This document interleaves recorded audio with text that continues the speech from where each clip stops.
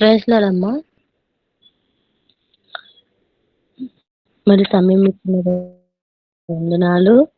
మరి అవకాశం ఇచ్చిన ఉడియని మీ అందరికీ కూడా ప్రభు పేరిట వందనాలు. నా వాయిస్ వినిపిస్తుందండి, వస్తుందా?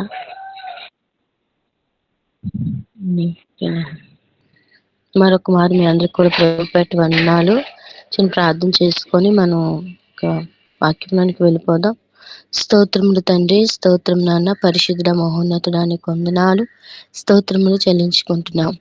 ఇదిగో తండ్రి, ఉదయకాల సమయంలో ప్రభా నా తండ్రి, నీవు ఇచ్చినటువంటి అవకాశం బట్టి వందనములు. ఏ యోగ్యత అర్హత మాకు లేనప్పటికీ కేవలం ఉచితమైన కృప తండ్రి, దినాన్ని మీరు ఇచ్చినటువంటి సమయాన్ని బట్టి అయా నీకు వందనాలు, స్తోత్రములు చెల్లించుకుంటున్నాం.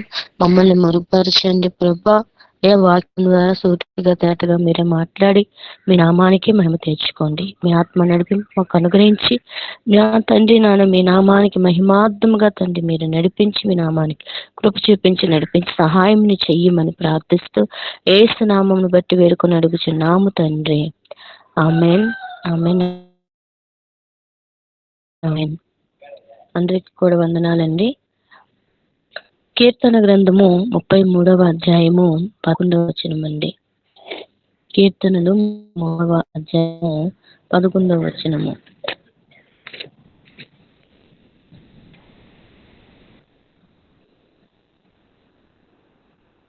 కీర్తనలు 33వ అధ్యాయము 11వ వచనం అండి.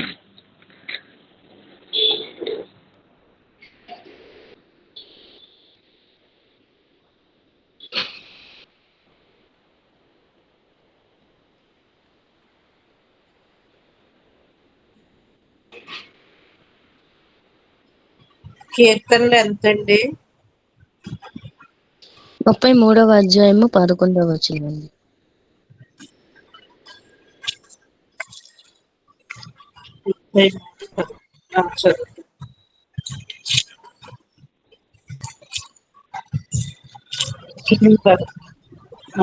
యెహోవా ఆలోచన సదాకాలము నిలుచును, ఆయన సంకల్పములు తరతరములకు ఉండును.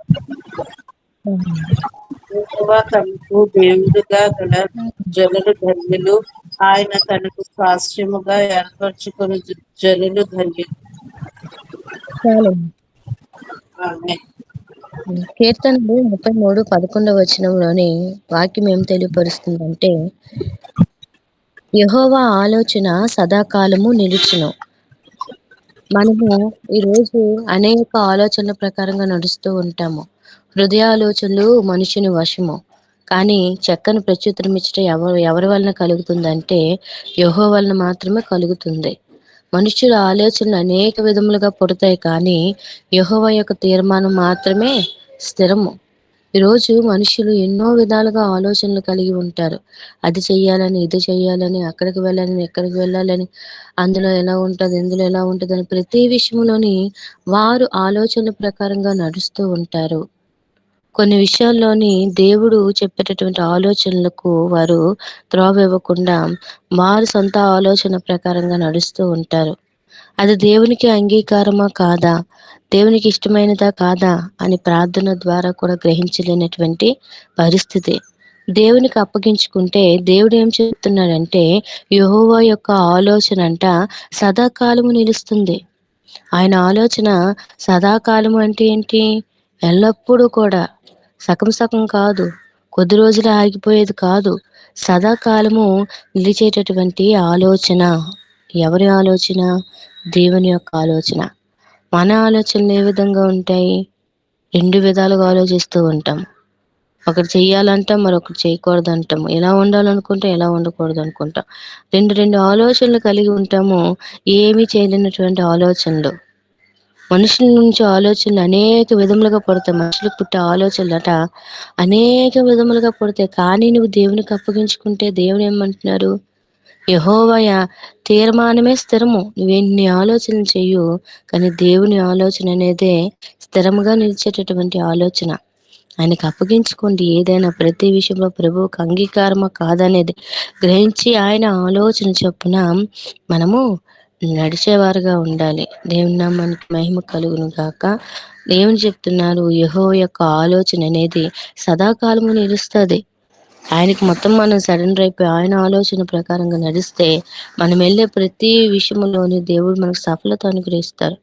చాలా మంది మనుషులు చెప్పే ఆలోచన ప్రకారంగా నడుస్తూ ఉంటారు. ఆళ్ళ రూట్‌లోని ఫాలో అవుతూ ఉంటారు. వారొకడు మంచి చెప్తున్నారు, చెడు చెప్తున్నారు అనేటటువంటి వివేచించే ఆలోచన కూడా, వివేచించే జ్ఞానం కూడా లేని పరిస్థితిలో ఉండడం వలన వారు వెళ్ళే మార్గంలో ఏమవుతుందంటే ఆటంకాలు, అభ్యంతరాలు జరుగుతూ తిరిగి తర్వాత ఏం జరుగుతుందంటే సఫలమనేది జరక్క విఫలమైపోయి ఏంటిది ఇలా జరుగుతుంది, ఇలా జరుగుతుందని చెప్పి మరలా దేవుడిని అడుగుతూ ఉంటాం.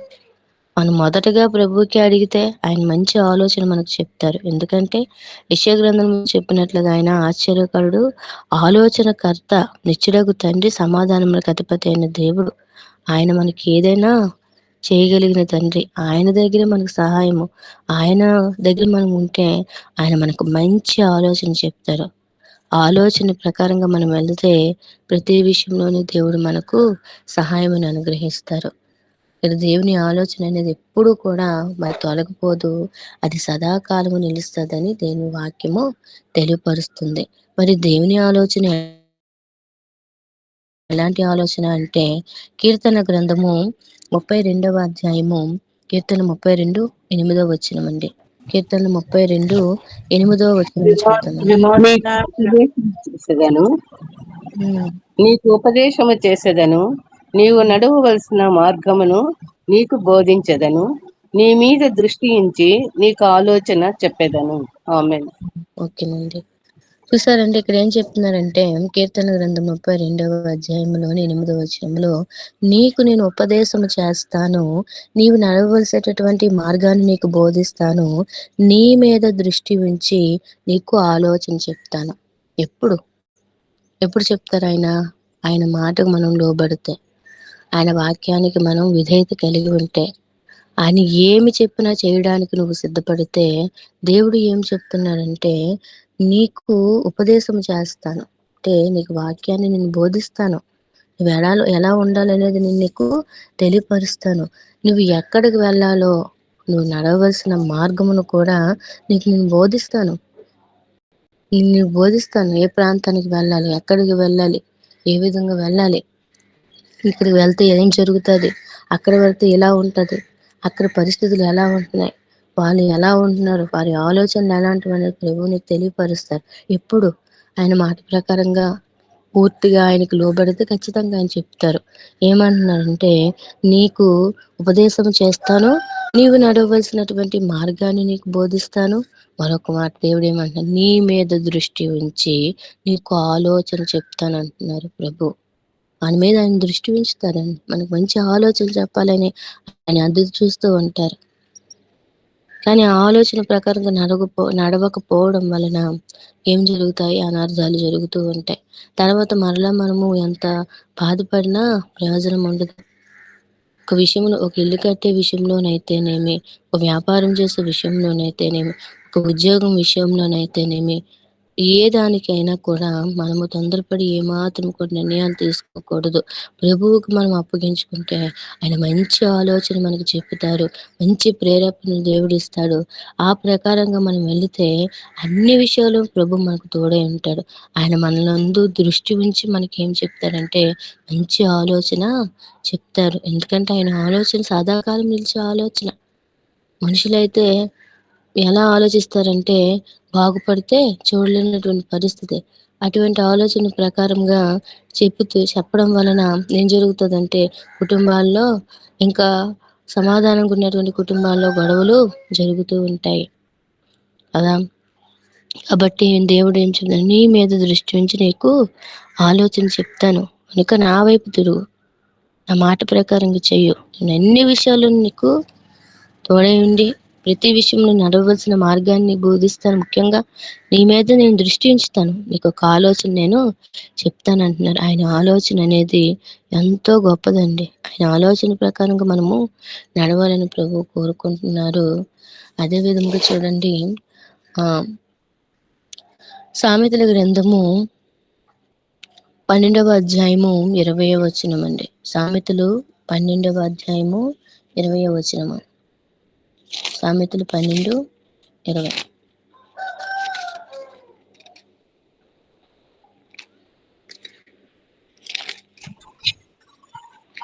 కీడు కల్పించు వారి హృదయములో మోసము కలదు. సమాధాన పలుకుటకై ఆలోచన చెప్పువాడు సంతోషభరితుడగుదురు. ఇక్కడ చెప్తున్నారు చూడండి. ఇక్కడ ఏ విధంగా ఉందంటే, కీడు చేయువారి హృదయములో మోసం కలదు, కానీ సమాధాన పరిస్థితికి ఆలోచన చెప్పువారు సంతోషభరితులగుదురు. ఈరోజు చాలా మంది మనుషులు మనకి ఏదో చెప్తారు కదా, ఆలోచన ప్రకారం ఇది చేస్తే మంచిది కదా అని అనుకుంటూ ఉంటారు. కొంతమంది మంచివారుగా కూడా ఉంటారు. కొంతమంది ఎలా ఉంటారంటే, వీళ్ళు బాగుపడితే చూడలేని పరిస్థితి కాబట్టి వారు ఏ ఆలోచనలు చెప్తా ఉంటారంటే, ఇలా చెయ్యు అలా చెయ్యి అని చెప్పి వాళ్ళని ఎక్కిస్తారు. వీళ్ళేమో పాపం మంచివారు కదా, వీళ్ళు చెప్పింది నిజమే కదా అనుకొని వాళ్ళు చెప్పేటట్లుగా ఫాలో అవుతూ ఉంటారు. తిరిగి వాళ్ళు చాలా ఇదైపోయిన తర్వాత వీళ్ళు చాలా సంతోషపడిపోతారు. కానీ ఇక్కడ ఏం చెప్తున్నారంటే, కీడు కల్పించే వారి హృదయంలో మోసం కలదు, సమాధాన పరిస్థితికి ఆలోచన చెప్పేవారు సంతోషభరితులగుదురు. కానీ మనము సమాధాన పరిచేటటువంటి ఆలోచన కలిగిన వారు ఇతరులకు చెప్పాలి. అది ఎవరు చెప్తారు అలాగా? సమాధానకరమైన ఆలోచనలు ఎవరు చెప్తారంటే, దేవుని యందు భయభక్తులు కలిగిన వారు, ఆయనకి ఇష్టమైన విధంగా జీవించేవారు. మన స్నేహితులైనప్పటికీ ఏదైనా సంథింగ్ ఏదో ఒక వారు మన ఎదురుకు వచ్చి ఏం చేయాలని చెప్పు, ఏదో ఒక ఆలోచన చెప్పు అనేటప్పుడు మనం ఏం చేయాలంటే వారికి సమాధానకరమైన ఆలోచన చెప్పాలి. కీడు కల్పించాలని, వారు నాశనం అయిపోవాలని, వారి కుటుంబాలన్నీ పాడైపోవాలనేటటువంటి ఆలోచన అనేది చెప్పకూడదు. మ్యాక్సిమం మనం ఏం చేయాలంటే సమాధానకరమైన ఆలోచన చెప్పాలి. భార్యాభర్తలు గొడవ పడితే భార్య మరి ఇంటికి వస్తుంది అనుకోండి, నేను ఎగ్జాంపుల్ చెప్తున్నాను. మరి తల్లి ఏం చెప్పాలట? అలా ఉండకూడదు, ఈ విధంగా ఉండమ్మా, మనం ఇలా ఉండకూడదు. స్త్రీ అనేవారు ఎలా ఉండాలి, తగ్గించుకోవాలి. నువ్వు ఎంత తగ్గించుకుంటే దేవుడు నిన్ను చూస్తాడు, ఖచ్చితంగా వారిని మారుస్తారు. నువ్వు మాత్రం సమాధానకరంగానే ఉండాలి అనేటట్లుగా మనము చెప్పాలి తప్ప, నువ్వు వచ్చి బయటికి నేను చూసుకుంటాను కదా, నీకేం ప్రాబ్లం లేదులే అని చెప్పి వారి యొక్క కుటుంబంలోని అలా పెట్టకూడదు. ఇక్కడ సమాధానకరమైన ఆలోచన చెప్పేవారు ఎలా ఉంటారంటే, వారి హృదయం సంతోషకరంగా ఉంటుంది. ఒకవేళ నువ్వు కీడు కల్పించాలని వాళ్ళని సమాధానకరంగా ఉన్నటువంటి ఆలోచన నువ్వు ఇవ్వకుండా వాళ్ళు ఇంకా నువ్వు గొడవ పడితే దేవుడు ఖచ్చితంగా మనకే జంట తగిలిస్తారు. కాబట్టి మనము వీలైన మట్టుకు ఎవరినైనా సమాధాన పరచలే తప్ప వారిని మనం విడగొట్టేటటువంటి ఆలోచన మనం చెప్పకూడదు. సమాధాన పరచుటికే ఆలోచన చెప్పేవారు ఎలా ఉంటారంటే సంతోషభరితులుగా ఉంటారు. తర్వాత సామెతల గ్రంథము 13వ అధ్యాయము 10వ వచనంలోని ఏం చెప్తున్నారంటే, సామెతల గ్రంథము 13వ అధ్యాయము 10వ వచనం. గర్వము వలన జగమే పుట్టును, ఆలోచన విని వారికి జ్ఞానము కలుగును. ఆమేన్. చూసారండి, ఇక్కడ గర్వం వలన జగడం పుడుతుంది, కానీ ఆలోచన విని వారికి జ్ఞానము కలుగుతుంది. ఎవరు చెప్పే ఆలోచన అంటే, ఆలోచనలు చెప్పేవారు ఇద్దరు ఉంటారు. ఒకటి ఆత్మీయంగా చెప్పేటటువంటి ఆత్మీయ సహోదరి సహోదరులు, మన మంచి కోరేటటువంటి వారనమాట. వారు చెప్పే ఆలోచన ఒకటేంటంటే, మనం పాడైపోవాలి, మనం నాశనమైపోవాలని కోరుకునేటటువంటి ఆలోచన. ఈ విధంగా అయితే మరొకటి దేవుడు చెప్పేటటువంటి ఆలోచన ఒకటి, సాతాను చెప్పేటటువంటి ఆలోచన ఒకటి. అయితే మనం దేవుని ఆలోచన ప్రకారంగా నడిస్తే మనకి మేలు కలుగుతుంది. మరి దేవుని ఆలోచన ప్రకారంగా నడపకుండా సాతాను ఆలోచన ప్రకారంగా నడిస్తే ఏం జరుగుతుంది? అయితే ఆత్మీయంగా ఉండేవారు మనకు ఎప్పుడు కూడా మంచి చెప్తారు కాబట్టి, వారి ఆలోచన ప్రకారంగా మనం నడిస్తే ఏం కలుగుతుందంట? జ్ఞానం అనేది కలుగుతుంది. అంటే ఆత్మీయంగా ఉన్నటువంటి బిడ్డలు మన విషయంలో ఎక్కువగా ప్రార్థించి, ప్రార్థనా పూర్వకంగా మన గురించి ఆలోచించి చెప్పి ఆలోచన వింటే ఖచ్చితంగా మనకు జ్ఞానం అనేది కలుగుతుంది. ఈరోజు సాతాను చెప్పేటటువంటి ఆలోచన ప్రకారంగానే అనేకులు నడుస్తూ ఉంటున్నారు. లోకా సువార్త హ్మ్.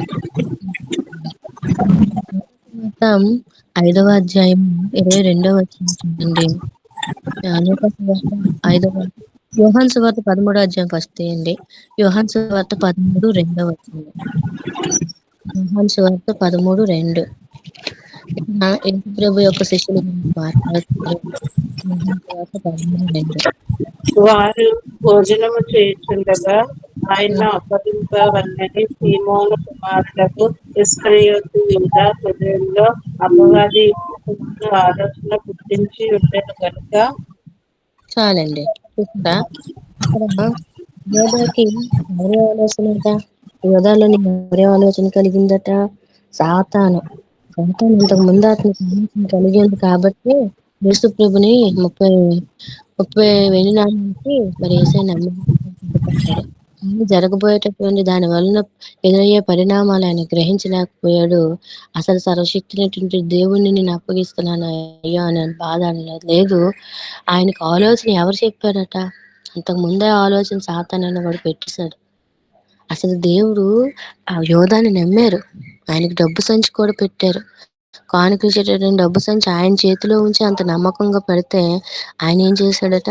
దొంగలాగా మారి మరి దేవుడిని అప్పగించాలని చూశాడు. సాతాను ఇంతకుముందు ఆలోచన అనేది యోధాకి ఇచ్చింది. ఆలోచన ప్రకారంగా నడిచాడు. తర్వాత ఏం జరిగింది? ప్రభువుని సిలువేసిన తర్వాత అయ్యో నేను ఇలా చేశానని అన్నాడు గాని తిరిగి తర్వాత అతని పరిస్థితి ఎలా ఉందంటే ఆ చివరి అధ్యాయాల్లో అయితే ఇటువైపు వెళ్తూ యూదా రాసిన పత్రిక ఇవన్నీ అపోస్తల కార్యంలో చూస్తే ఆయన ఉరిపోసుకొని చనిపోయాడు. సజీవుడైన దేవుడిని అప్పగించినందుకు. అంటే సాతాను చెప్పే ఆలోచన ఎంత ప్రమాదకరమైనదో, సాతాను వేసేటటువంటి ఆలోచన ప్రకారం నడిస్తే ఎన్ని ప్రాబ్లమ్స్. అతను చెప్పేటటువంటి సాతాను ఇంతకు ముందే యోధాలో నా ఆలోచన పుట్టింది కనుక ఏం జరిగిందంటే ప్రభువుని అప్పగించారు. అది దేవుని చిత్తం అనుకోండి. కానీ ఆయన హృదయంలో ఎవరు ఆలోచన పెట్టించాడు? ఇతన్ని ఎందుకు వాడుకోవాలి? అసలా ఆయన ఎవరి ఆలోచన ప్రకారం నడిచారంటే సాతాను చెప్పే ఆలోచన ప్రకారం నడిచారు. పోనీ ఏమైనా అతను వర్ధిల్లాడా? ఉరిపోసుకొని చనిపోయే పరిస్థితి ఏర్పడింది. మనుషుల ఆలోచనలు వేరు. అలాగే సాతాను చెప్పే ఆలోచన వేరు. దేవుడు చెప్పే ఆలోచన వేరు. దేవుని ఆలోచన అయితే సదాకాలం నిలుస్తది. నీకు నీకు మేలుకరంగానే ఉంటది. అలాగే ఆత్మీయంగా మన కోసం ఆలోచించే ఆలోచనలు కలిగిన వారుగా చెప్పిన వారితో ఆలోచన ఉంటే మనకి జ్ఞానం కలుగుతది. సాతాను చెప్పే ఆలోచన కలిగిన వారుగా ఉంటే నాశనానికి అనేది దారితీస్తది. అలాగే ఆత్మీయంగా ఉండేవారు కాకుండా నాశనం అయిపోవాలని కోరుకునేవారు కొంతమంది ఉంటారు. ఆ ఆలోచన వినేవారికి ఏమవుతుందట? సేమ్ సాతాను ఆలోచనలే వారు చెప్పినట్లు కూడా. అందుకని చూడండి ఆ 2వ సమూయేలు రాసిన గ్రంథం 17వ అధ్యాయంలోని అబ్షాలోముకి అభిషేక్ ఒక పిచ్చి ఆలోచన చెప్తూ ఉంటాడు. ఏటట? నీ తండ్రి దావీదు బలహీనంగా ఉంటాడు. బలహీనంగా ఉంటాడు. అతను బలహీనమైన సమయంలో మనము అతని మీద పడి చంపేసి వెళ్ళిపోదాం. ఈ ఆలోచన బాగుంటది కదా అని చెప్పి అభిషేక్‌కి అబ్షాలోముకి చెప్పగానే అభిషేక్ ఆ మాటకి అబ్షాలోముకి బానే ఉంటది. ఈ ఆలోచన బాగుందే. మీరు 2వ సమూయేలు రాసిన గ్రంథము 17వ అధ్యాయంలో చదివితే కనబడతాయి. సమయం లేదు కనుక. అయితే ఆ ఆలోచన చెప్తున్నప్పుడు ఆలోచన అంతా బానే ఉందంటారు. కానీ ఒకసారి ఇంకొకరికి మనం అడుగుదామని చెప్పేసి మరొక అతనికి అడుగుతారు. ఈ ఆలోచన అనేది కరెక్టా కాదా అనేటప్పుడు ఆ ఆలోచన చెప్పేటప్పుడు ఈ ఆలోచన అనేది కరెక్ట్ కాదు. మీ యొక్క తండ్రి గారు చాలా ధైర్యవంతుడు, సింహాన్ని చంపాడు. ఈ విధంగా చెప్పారు కాబట్టి ఇది యుక్తము కాదని చెప్తుంటే అహీతోపెల ఇక్కడ చూడండి ఒకసారి 17వ అధ్యాయము సమూయేలు రాసిన గ్రంథం 17వ అధ్యాయము 6వ వచనము. అహీతోపెలు చెప్పిన ఆలోచన అన్నమాట.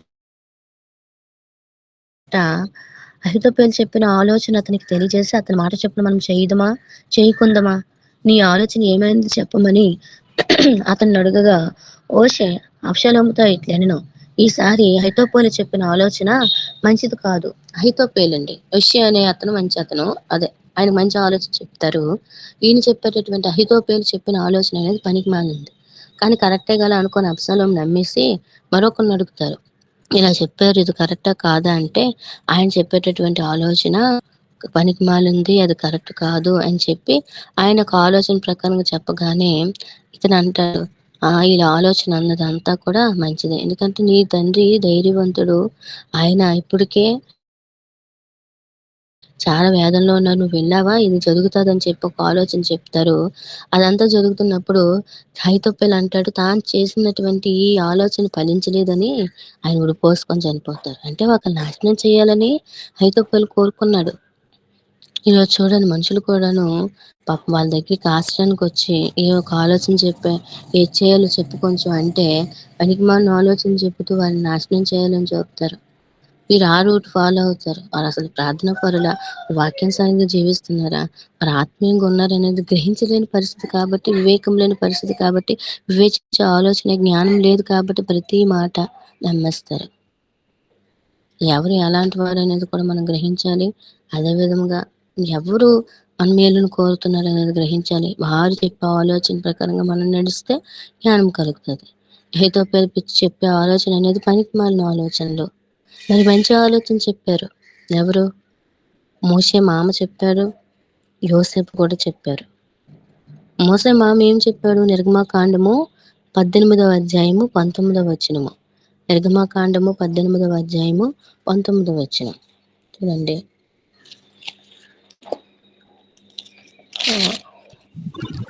కాబట్టి నా మాట వినుము, నేను నీకొక ఆలోచన చెప్పెదను.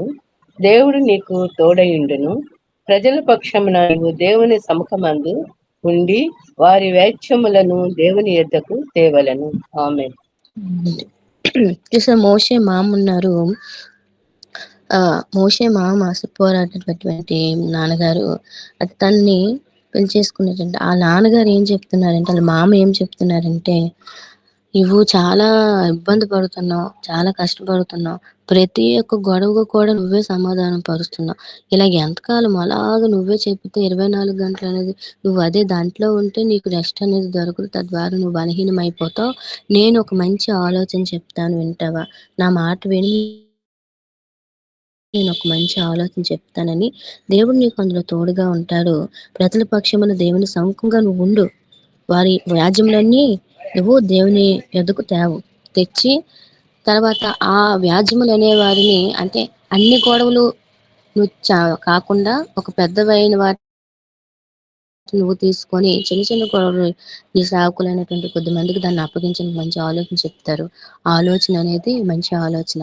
అతని మేలు కోరే ఆలోచన. అతను బాగుండాలనే ఆలోచన. మరి మోషే మామ మంచి ఆలోచన చెప్పారు. మరి అహీతోపెలు అబ్షాలోము విషయంలో చెడ్డ ఆలోచన చెప్పారు. ఆలోచన చెప్తున్నానండి మనుషులు అలా చేయాలని. కానీ మోషే మామ తన మంచి కోసం ఆ వ్యాజ్యములన్నీ దేవుని యొద్దకు నేను నీకు మంచి ఆలోచన చెప్తున్నాను. నువ్వే అన్ని తీర్చుకో. వ్యాజ్యాలన్నీ కూడా దేవునికి అప్పగించు. దేవుడు కొంతమంది నియమిస్తారు. వాళ్ళని ఆలోచన తీర్చే విధముగా ఆ యొక్క వ్యాజ్యంను తీర్చే విధంగా వాళ్ళని నియమించని మంచి ఆలోచన చెప్తారు. ఆ ప్రకారంగా మోషే చేస్తారు. అలాగే యోసేపు ఆదికాండము 41వ అధ్యాయము 36వ వచనం నుంచి. ఆదికాండము 41వ అధ్యాయము ఆదికాండం 41, 36, 37. కరువు చేత ఈ దేశము నశించిపోకుండా ఆ ఆహారము ఐగుప్తు దేశములో రాబోవు కరువు సంవత్సరములు 7 ఈ దేశమందు సంగ్రహముగా నుండునని ఫరోతో చెప్పాను. ఆ మాట ఫరో దృష్టికిని అతని సమస్త సేవకుల దృష్టికిని యుక్తమై ఉండెను. కనుక అతడు తన సేవకులను చూచి, ఇతని వలె దేవుని ఆత్మగల మనిషిని కనుగొనగలమా అని అనెను. ఆమేన్. చూసారండి ఇక్కడ ఒక ఆలోచన చెప్పారు. అంటే ఆల్రెడీ ఫరోకు ఒక కల వస్తుంది. తన కల భావం ఎవరు చెప్పలేరు. చెప్పలేని తర్వాత యోసేపుని తీసుకొని వస్తారు. వచ్చిన తర్వాత మరి యోసేపు దేవుని ద్వారా ఒక కల భావాన్ని ఫరోకు అని చెప్పిన తర్వాత 7 సంవత్సరాలు ఇంకా రాబోయే 7 సంవత్సరాల్లో భయంకరమైన కరువు ఉంది. దానికి ముందుగా 7 సంవత్సరాలు అనేది సమృద్ధి అయినటువంటి ఆహారం ఉంటుంది. ఆహారాన్ని మీరు ఏం చేయాలంటే భద్రంగా ఒక దానిలో 7 సంవత్సరాలు ఒక దాంట్లో భద్రంగా మీరు కాపాడండి. ఎందుకంటే ఆ 7 సంవత్సరాలు కూడా భయంకరమైన కరువొస్తది. అక్కడక్కడ కరువొచ్చిన వాళ్ళందరూ కూడా మరి దీన్ని మరి ఆహారంలోకి ఇక్కడికొస్తారు. అప్పుడు మీరిలా చేయండి. ఈ ధనాన్ని ఇలా ఉపయోగించండి. దీన్ని ఇలా భద్రం చేయండి అని చెప్పి తర్వాత ఆ దేశమందు ఈ విధంగా చెప్తారు. కరువు ఈ దేశమందు ఇలా ఉంటుంది కాబట్టి మీరు ఇలాగ భద్రం చేస్తే చాలా బావుంటుందని చెప్పగానే, ఆ మాట ఫరో దృష్టికిను అతని సమస్త సేవకుల దృష్టికి యుక్తమై ఉండెను. ఇది మంచి ఆలోచన. ఈ ఆలోచన బాగుంది అని చెప్పి దేవుడు అక్కడ ఫరోకి ఇంకెవరు లేరు. నువ్వు చెప్పేటటువంటి మంచి ఆలోచన నువ్వే కరెక్ట్ అని చెప్పి నిన్ను నేను నియమిస్తానని చెప్పారు. ఇక్కడ యోసేపు చూడండి ఎన్ని శ్రమలు అనుభవించాడో, ఎన్నో ఇబ్బందులు 12 సంవత్సరాలు ఇనుము అతన్ని బాధించింది. అది ఏమాత్రము కూడా వెనుతిరగకుండా ప్రభుపై ఆధారపడి జీవిస్తూ ఫరో యొక్క మరి ఆళ్ళ భార్య తనని ఎంతగానో ఇది చేసినప్పటికీ, ఫరో తనని జైల్లో వేసినప్పటికి కూడాను, నన్ను జైల్లో వేశారు కదా! ఇలా జరగాలనే ఆలోచన చేయలే. మంచి ఆలోచన చెప్పారు. దేశ ప్రజలు బాగుండాలనే ఆలోచన. దేశ ప్రజలున్న వారందరూ కూడా బాగుండాలని, ఫరో కూడా బాగుండాలని మంచి ఆలోచన చెప్పారు. ఈరోజు కీడు కల్పించితే ఎవరైనా ఏదైనా అంటే మనం కూడా అలానే చేయాలనుకుంటాం. అలాగే అయిపోవాలనుకుంటాం. వాళ్ళు ఒకవేళ తెలియక చేసినా వారికేం చెప్తామంటే ఆళ్ళు బాగోకూడదని ఏదో ఒక పిచ్చి ఆలోచన చెప్తూ వారిని ఏదో విధంగా తప్పుత్రోవ తప్పిస్తూ ఉంటాము. యోసేపు మంచి ఆలోచన కలిగి ప్రజలందరి కోసం ఆలోచించాడు. ఫరో అన్ని చేసినప్పటికి కూడా ఫరో గురించి కూడా ఆలోచించి, దేశ ప్రజల గురించి ఆలోచించి, ఇక జరగబోయే కీడు విషయంలోని తర్వాత ఎలా జరుగుతది అనేది కూడా మంచి ఆలోచన చెప్పారు. ఆ విధంగా యోసేపు మంచి ఆలోచన చెప్పారండి. మోషే మామ కూడా మంచి ఆలోచనే చెప్పారు. కానీ ఈరోజు సాతాను వేసేటటువంటి ఆలోచనల ప్రకారం కొంతమంది ఉంటూ ఉంటారు. యెషయా గ్రంథం 30వ అధ్యాయం 1, 2 వచనాలంటే భయంకరమైనటువంటివి అవి. అది ఫరో ఆలోచన ప్రకారంగా వారు నమ్ముతూ ఉంటారు. దానివల్ల ఆ ఫరో ఆలోచన ఎలాంటిది అంటే ఈ ఫరో ఆలోచన కాదు. ఇక్కడ ఫరో వేరు. సాతాను చెప్పేటటువంటి ఫరో అనమాట. ఒకసారి యెషయా గ్రంథం 30వ అధ్యాయం చూడండి. యెషయా గ్రంథం 30వ అధ్యాయము ఇక్కడ ఫరో ఎవరంటే యోసేపును తీసుకెళ్ళిపోయేటటువంటి అంటే ఐగుప్తు దాస్యంలో తనని తీసుకొని వెళ్ళిపోతారుగా అక్కడ ఫరో. కానీ నిర్గమకాండంలో ఉన్నటువంటి ఫరో ప్రజలను నేను పోనివ్వను అంటారు కదండీ! ఆయన ఆ ఫరో. అంటే ఆ ఫరో ఎవరికి సాదృశ్యం అంటే సాతానుకి సాదృశ్యం. ఆ ఫరో ప్రకారంగా రూటు వేస్తున్నారు. ఆళ్ళ ఆలోచన ప్రకారం నడుస్తున్నారు. యెషయా గ్రంథం 30వ అధ్యాయము 1, 2 వచనాలు చూడండి. అందులోనే ఎలా ఉందంటే ఆళ్ళ ఆలోచనలు ఎలా ఉన్నాయి యెహోవా వాక్కు ఇదే, లోబడని పిల్లలకు శ్రమ, పాపమునకు పాపము కూర్చుకొనున్నట్లుగా వారు నన్ను అడగక ఆలోచన చేయుదురు, నా ఆత్మ నియమింపని సంధి చేసుకొందురు. ఇక్కడ దేవుడు ఏం చెప్తున్నారంటే దేవుడికి లోబడరు. మరి ఎవరికి లోబడుతున్నారంటే సాతానుకి చెప్పేటటువంటి ఆ మాటలకు లోబడుతున్నారు. వారట నన్ను అడగక ఆలోచన చేయుదురు. దేవుడిని అడగక ఆలోచన చేస్తూ ఉంటారు. మరి ఎవరి ఆలోచన ప్రకారం నడుస్తున్నారంటే సాతాను వేసేటటువంటి ఆలోచన. ఎందుకంటే 2వ వచనంలోని వారు నా నోటి మాటను విచారణ చేయక ఫరో బలము చేత తమను తామే బలపరుచుకుంటకు ఐగుప్తు నీడను సరించొచ్చుటకు ఐగుప్తునకు ప్రయాణము చేయుదురు. దానివల్ల ఏమవుతుందంటే ఫరో మాటల ప్రకారం చేయడం వలన ఆయనను ఆశ్రయించడం వలన ఆయన ఆలోచన ప్రకారం నడవడం వలన ఫరో వలన కలుగు బలమట ఏమవుతుందంటే అవమానకరంగా ఉంటది. ఐగుప్తు నీడను సరించొచ్చే వారికి ఏం కలుగుతదంటే సిగ్గు కలుగుతది. ఎందుకు? దేవుని ఆలోచన వినలేదు కాబట్టి. ఫరో అటువంటి సాతాను ఆలోచన ప్రకారం నడిచారు కాబట్టి ఏం జరుగుతదంట సిగ్గు, అవమానము కలుగుతుంది. కాబట్టి సాతాను చెప్పే ఆలోచనలు కాదు గానీ విలువైన మంచి ఆలోచన చెప్పేవారి మన మేలును కోరి చెప్పేవారు, ఆత్మీయులైన వారు మన కోసం ఆలోచించేటటువంటి ఆలోచన ప్రకారంగా మనం చేస్తే, అలాగే దేవుడు చెప్పే ఆలోచన ప్రకారం మనం చేస్తే అది సదాకాలము నిలుస్తుంది. చూడండి రోమాపత్రిక 12వ అధ్యాయము 17వ వచనము. ఇది ఈ ఆలోచన. రోమాపత్రిక 12, 17. రోమాపత్రిక 12వ అధ్యాయము 17వ వచనము.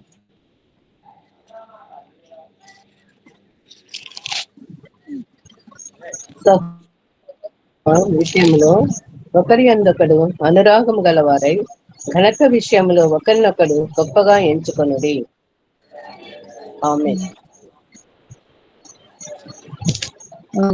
ఈ 17వ వచనం అండి, 12, 17వ వచనము.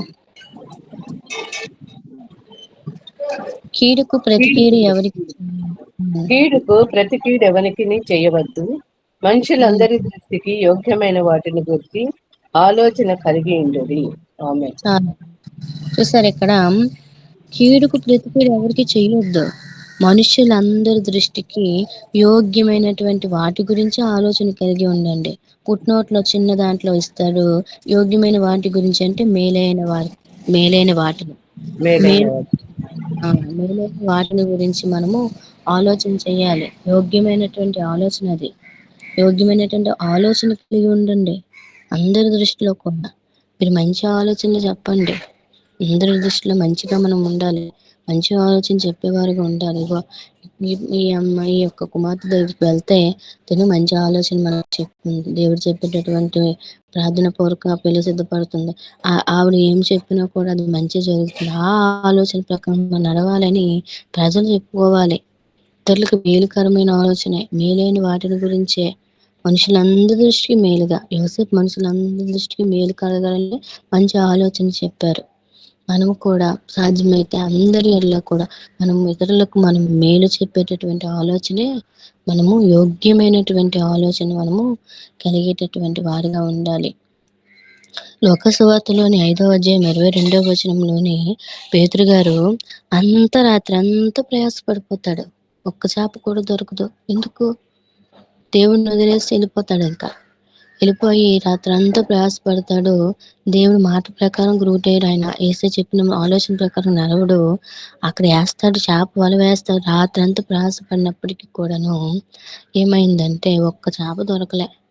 అప్పుడు ఏసయ్య అంటాడు, ఏసయ్య ప్రభు అంటారు, నేను చెప్పినట్లుగా నువ్వు కుడివైపున వల వేయు అని చెప్పగానే, సరే నేను ఎంత చేశానో నాకేమి దొరకలేదు, నీ మాట ప్రకారంగా నువ్వు చెప్పే ఆలోచన ప్రకారం నేను వేస్తానని చెప్పి కుడివైపున వల వేయగానే విస్తారమైనటువంటి చేపలు దొరుకుతాయి. 153 అంతటువంటి గొప్పవైనటువంటి చేపలు. వల పిగిలిపోద్ది. అప్పుడు అర్థమవుతుంది పేదరు, నన్ను క్షమించి ప్రభా, ఎంతవరకు నేను ఆలోచన ప్రకారంగా నేను నడిచాను, నువ్వు చెప్పే ప్రకారంగా నేను నడవలేదు, కానీ అయినా నువ్వు చెప్పినట్లుగా నేను చేశాను కనుక ఇప్పుడు నేను ఇలాగా సమృద్ధిని అనుభవిస్తున్నాను, క్షమించు, నిన్ను వదిలేసాను, నీ మాట ప్రకారం నేను చేయలేదు, నేను పాపాత్ముని అని చెప్పి తను పేతురు గారు బుద్ధి తెచ్చుకుంటున్నారు. ఈరోజు కూడానండి మనం దేవుని ఆలోచన, మన కోసం దేవుడు ఆలోచన, మన మంచి కోసం ఎన్నో చెప్తూ ఉంటారు. కానీ కాదు ప్రభా, ఇలాగైతే ఇలా బాగోదు ప్రభా, అలా చేద్దామే, అలా కాదు ప్రభు ఇంకొకలా చేయాలని దేవుడికే మనం చెప్పి ప్రశ్నలు అడుగుతూ ఉంటాం, జవాబు మనమే చెప్పేస్తాం. ప్రశ్న దేవుడిని అడుగుతాం, జవాబు మనమే ఎతికిసుకుంటాం. దేవుడు ఇంకా నా ఆలోచన చెప్దాం అనే లోపే ఎలా చేస్తాం ప్రభా, ఓకే ప్రభా అని దేవుడికి మనం సమర్థిస్తూ ఉంటామండి. దేవుడు చెప్పే ఆలోచన ప్రకారంగా మనం నడిస్తే దేవుడు మనల్ని ఆశీర్వదిస్తారు. అందులో దేవుని ఉంటుంది, అందులో సమాధానం ఉంటుంది, అందులో నెమ్మది ఉంటుంది. ఆయన ఆలోచన ప్రకారంగా నడవాలి నువ్వు కోరుకుంటున్నారు. కానీ దేవుని చెప్పే ఆలోచన ప్రకారంగా నడిస్తే సదాకాలము ఉంటారు. ఆయన ఆలోచన ప్రకారంగా మనం నడిస్తే జ్ఞానం ఉంటుంది. ఆయన ఆలోచన నడిపించే ఆలోచన, నీ అందు దృష్టి నుంచి మనకు ఆలోచన చెప్పే మంచి ఆలోచన, ఆయన ఆలోచన సదాకాలం నిలిచే ఆలోచన, ఆయన ఆలోచన సమాధానకరమైన ఆలోచన, అది యోగ్యమైనటువంటి ఆలోచన, అది మనం బ్రతుకుల్లో మార్చేటటువంటి మంచి ఆలోచన అండి. హృదయాలోచనలు మనిషిని వశం. అది ఎన్నో ఆలోచిస్తూ ఉంటారు. మనుషుల ఆలోచనలు అనేక విధములుగా పడతాయి. కానీ నువ్వు దేవుడిపై ఆనుకుంటే దేవుడు ఒక ఆలోచన ఇస్తారు. ఆ తీర్మానమే స్థిరముగా నిలుస్తుంది. మంచి ఆలోచన ప్రకారం నడుద్దాం, ఆయనకి ఇష్టమైన విధంగా జీవిద్దాం. ఆయన చిత్తానుసారంగా ఆయన చెప్పే మంచి ఆలోచన ప్రకారంగా నడిస్తే దేవుడు మనల్ని దీవిస్తాడు. అటు విధమైన కృప దేవుడు మనకి అనుగ్రహించును గాక. ఆమేన్, ఆమేన్. సమయం ఇచ్చిన దేవాది దేవునికి వందనాలు. అవకాశం ఇచ్చిన సేవకులకి మీ అందరికీ కూడా ప్రభు పేరిట వందనాలు. ఆమేన్, ఆమేన్. సమాధాన పరచును యేసు రక్తము, సమాధాన పరచును యేసు రక్తము సమస్యలన్నీ తీర్చును, యేసు రక్తము సమస్యలన్నీ తీర్చును, యేసు రక్తము ప్రభు యేసు రక్తము, యేసు రక్తము ప్రభు యేసు రక్తము సంపూర్ణ శాంతినిచ్చును, యేసు రక్తము సంపూర్ణ శాంతినిచ్చును, యేసు రక్తము. యేసు రక్తము సమస్యలన్నీ తీర్చి సమాధానపరచను. దేవునికి స్తోత్రం కలుగుగాక. చాలా చక్కని ఆలోచనకర్తలు ఎక్కువ మంది ఉండుట శ్రేయస్కరం. ఆలోచనకర్తలు, ఆలోచన చెప్పువారు, సువార్థికులు, దేవుని సేవకులు, దేవుని సేవకులకు మించిన ఆలోచన చెప్పువారు ఎవరుంటారు? సేవకుడు ఎక్కడ సమస్య ఉంటుందో అక్కడ ఉంటాడు, ఆ సమస్యలన్నీ తీరుస్తాడు. సువార్థికుడు సువార్త ప్రకటన చేస్తాడు, సమస్యలన్నీ తీరుస్తాడు. దేవునికి స్తోత్రం కలుగుగాక. కోల్కతాలో పరిశుద్ధ వివాహము ఘనముగా జరిగింది. చాలా మంది హాజరైనారు. చాలా గొప్ప కార్యము దేవుడు చేశాడు. దేవునికి స్తోత్రం కలుగుగాక. ఈరోజు ఆదివారము సంఘములో ఆరాధించి నేను కూడా పాల్గొంటున్నాను. రేపు 9వ తేదీ, ఎల్లుండి 10వ తేదీ తిరుగు ప్రయాణము విశాఖపట్నంకు చేరుకుంటాను. నా ప్రయాణములను గురించి ప్రార్థించవలసిందిగా అందరికీ మనవి చేస్తున్నాను.